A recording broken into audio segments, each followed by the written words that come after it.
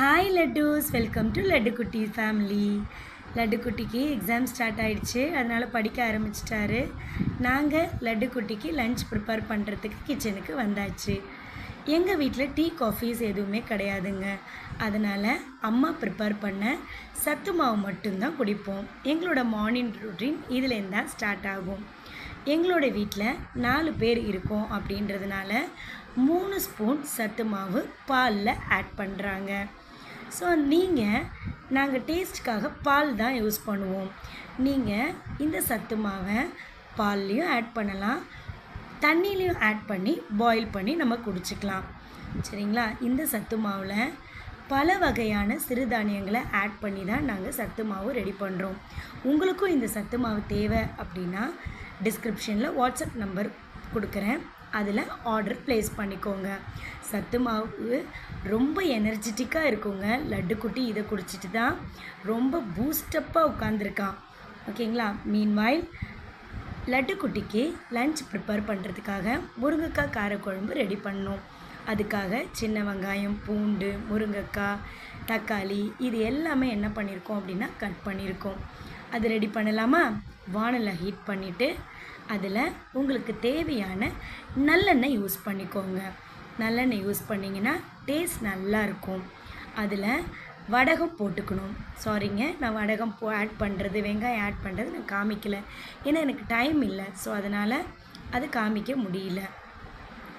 இந்த இதில் நான் சின்ன வெங்காயம், பூண்டு, தக்காளி, முருங்கைக்காய் இது எல்லாமே என்ன பண்ணியிருக்கேன் அப்படின்னா ஆட் பண்ணியிருக்கேன். ஸோ உங்களுக்கு தேவையான காய் இதை என்ன பண்ணிக்கலாம் அப்படின்னா ஆட் பண்ணிக்கலாம். என்கிட்ட முருங்கைக்காய் தாங்க இருந்துச்சு, அதனால் அதை வச்சு நான் ரெடி பண்ணிட்டேன்.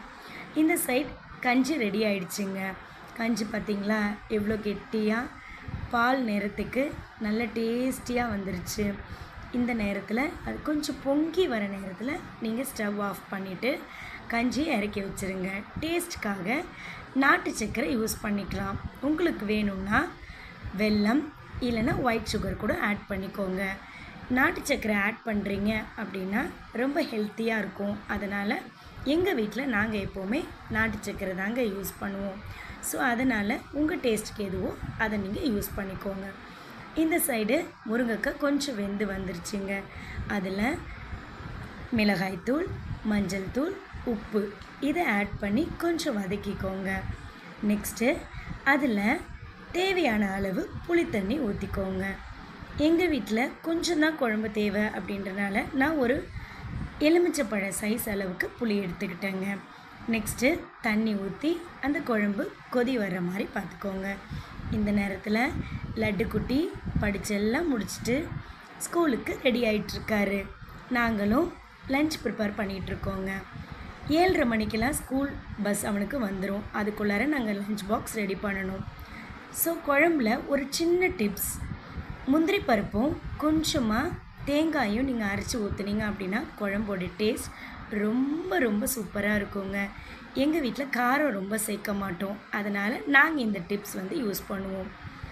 அண்ட் தென் லாஸ்ட்டாக கொஞ்சமாக நாங்கள் என்ன பண்ணுவோம் அப்படின்னா டேஸ்ட்டுக்காக கொஞ்சமாக வெல்லம் யூஸ் பண்ணுவோம். இது ஆப்ஷனல் தான். நெக்ஸ்ட்டு பொரியலுக்காக நாங்கள் என்ன பண்ணியிருக்கோம் அப்படின்னா முருங்கைக்கீரை ஆட் பண்ணியிருக்கோம். ஸோ முருங்கைக்கீரை பொரியலுங்க. கொஞ்சமாக எண்ணெய் ஊற்றிக்கோங்க. அந்த எண்ணெய் காஞ்ச உடனே நம்ம கொஞ்சமாக கடுகு போட்டுக்கணும்.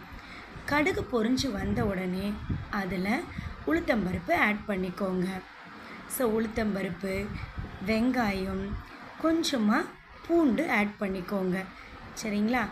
ஸோ இதெல்லாம் எதுக்கு அப்படின்னா கொஞ்சம் டேஸ்ட் கொடுக்கறதுக்காக.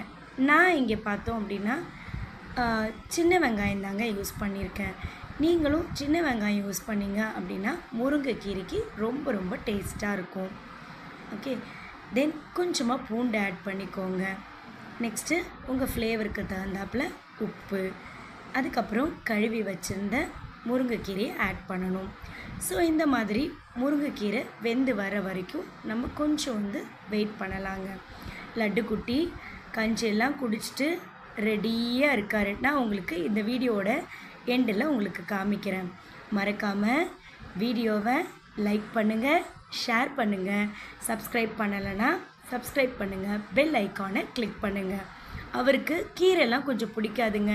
அதனால் கீரை கூட நான் என்ன பண்ணுறேன் அப்படின்னா முட்டையும் ஆட் பண்ணுறேங்க. ஸோ லட்டுக்குட்டி கிளம்பிட்டாரு. தேங்க்யூ.